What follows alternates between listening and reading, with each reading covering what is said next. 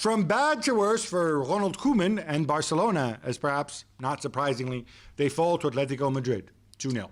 Jules? So I've taken a decision, Gab. I will not say this man's name ever again. So I will call him the Barcelona coach or manager or the Dutch guy or whatever. Jordi Cruyff's friend on the phone. I've had enough. I really have had enough. I mean, yeah, you're right. This is not a surprise. They lose to an Atletico side who have not been playing well but are better than them. They still have a lot of players missing. But my word, some of the decision that the Dutch guy has made for this game, like playing De Jong as a... I'm not even sure what kind of position that was. It was the winger, anti-Carrasco position. No, and then it was what dreadful. was funny was he puts him out there, presumably off the ball, making runs, whatever.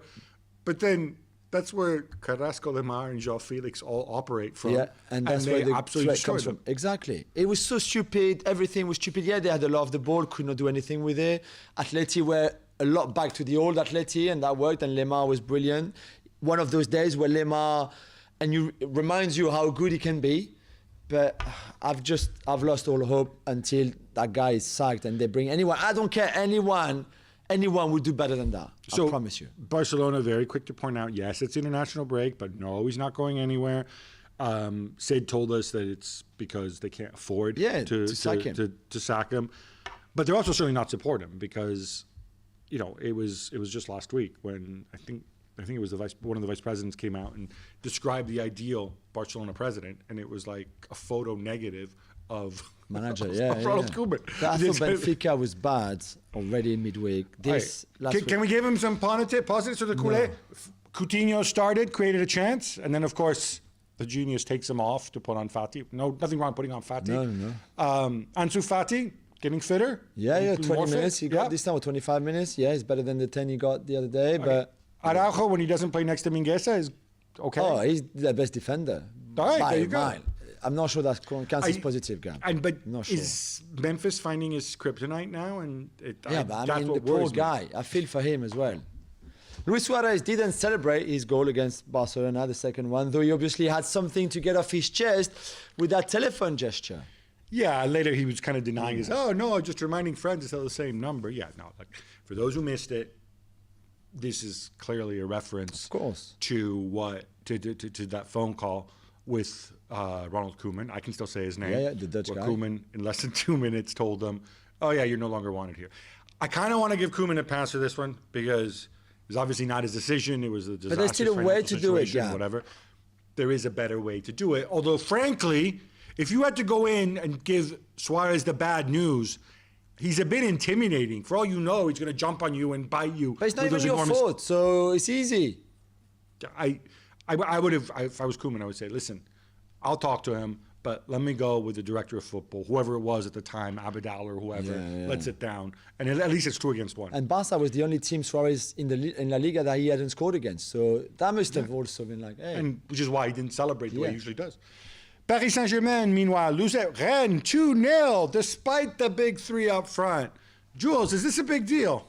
So I was at my sister's wedding, as you know, so I didn't see anything. I'm glad I didn't. No, I'm kidding. I had to watch it late last night. And there were 20 good minutes. 20 good minutes where Messi hit the bar. Did Neymar already leave for international break and he left some his brother, or his cousin, I think he was. He was already thinking about, going back to Brazil, what I'm going to do, seeing the family, his sister, all of that. Because Neymar didn't turn up. Apart from that 20 minutes where I thought Messi was good, hit the bar, and Mbappe had that chance, that big one-on-one, but no shot on target in the end, and they conceded just before the break, just after the break. Rennes had nothing special but solid, and we said PSG had been on a thin edge in the league before, and this time they paid for it. It was not good enough. 8 wins out of 8 before this. Yeah, but still. Lead. With so many big teams losing this weekend, Gab, obviously Bayern didn't want to be left out. So here they go, at home, being beaten by Eintracht Frankfurt. So many, many years ago, when I was a child, I used to live in Frankfurt. I do have a bit of a soft spot for Eintracht. You do. So I am delighted, and I'm delighted for Jan-Åge Fjørtoft and whatever else. And Kevin Trapp. Kevin Trapp was phenomenal in this game, not one of my favorites. But I do like Hinteregger and Filip Kostic. I think you might find they're 2 special players. But, guys, you replay this game 50 times. I don't know how often Frankfurt wins. Neuer did have to make a couple big saves, but Bayern outshot them, controlled the game, missed a bunch of chances. It's one of those Trapped days. Not something I think to be concerned about, but well done, Eintracht. Of course. Napoli do it again, beating Fiorentina away 2-1. Jules, they are the only club in Europe's big 5 leagues to be perfect thus far. 7 wins from 7 to start the season against a tough Fiorentina side. Who took the lead as well and gave them a good game in that first half, and then they came back and won. And I love the character. We mentioned that before. I'm getting worried about the African Cup of Nations at the start of next year, because you will lose Koulibaly, Osimhen, and Zambo Anguissa, who are arguably your 3 most outstanding players this season so far. So Napoli and Spalletti, just get as many points as you can in the first half of the season, like Atletico Madrid did last year, 50 points in their first 19 games, and then you're going to slow down, because missing those 3 is going to be huge, and we will talk about them in the next quick hit too. And then you can manage the second half of the season. But that's when I watch them play, I'm saying, okay, what is this team going to be without those 3? That's my only worry.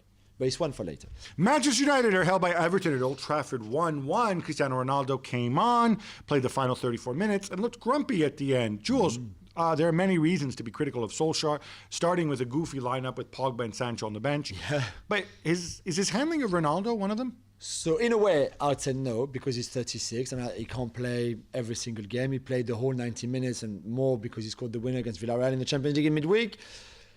But the issue I have is with Ronaldo's face, because what's the deal if Ronaldo is not happy to miss this kind of games before an international break, where he can say, listen, I'm going to rest.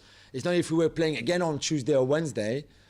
So it looks like Ronaldo was not happy to be on the bench, not happy to come on late, for the last 35 minutes. Not happy with the result at the end. Yeah, would have been the main but maybe reason he's not happy with that kind of deal of you're not going to play, especially again in a game like this where he could have played 70, 80 minutes, they're 2-0 up, then he comes off, and then he rests for the next 10 days because it's a national break.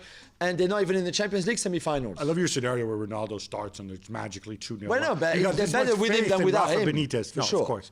I agree with you. I've just been shocked, and I touched upon this before. I think Solskjaer, everybody liked him as a person. Yeah. And now, moaning about referees here, moaning about Klopp there and the penalties. Now, after this game, he's like, well, I know why I didn't start, and he knows why I didn't start, and you don't understand why, blah, blah, blah. I mean, just leave it.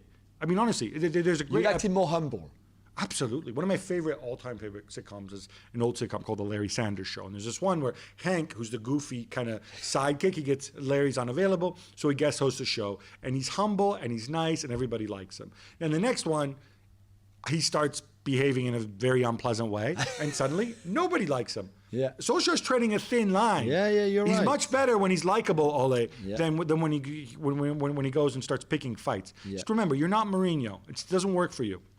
Real Madrid fall to Espanyol 2-1, and Carlo Ancelotti says it was their worst performance of the season. Gab, this comes just a few days after the defeat against Sheriff in the Champions League. Yeah, people are going to tie the two things together. Big difference against Sheriff. They played they played well. They should have scored 4, 5, 6 goals. Right. They could have. They could have easily done so. Here, they were really, really poor. Now, we also have to give credit to Espanyol. Sergi Darder in the middle of the park was fantastic. Our man, RDT, of course. Did you see what he did to Nacho? Yeah. Man. Equally, Carlo reshuffling. It feels like he's always reshuffling things. I know. We saw Alaba move to left back. We saw Casemiro drop, which I think is a good thing. And we said, Lucas Vazquez right back. Never again, we said.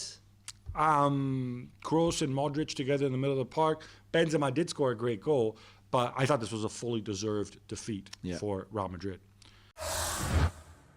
Well, thank you very much for watching ESPN on YouTube. For more sports highlights and analysis, be sure to download the ESPN app. And for live streaming, premium content, and let's not forget as well, ESPN FC 7 days a week. Subscribe to ESPN Plus.